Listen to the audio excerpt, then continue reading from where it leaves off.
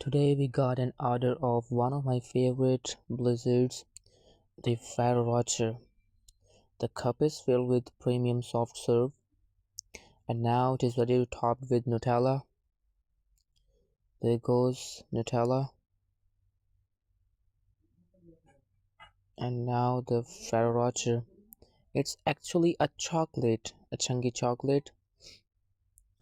Blending it carefully, about 10 to 12 seconds.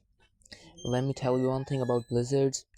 It's a kind of thick and viscous blended ice cream, and for this we have the upside down service. What does that mean? It means if you tilt the cup upside down and it drops onto the ground, then you will be able to claim an exchange for the given order. Right? There it is, the Frerro Rocher ready to be served.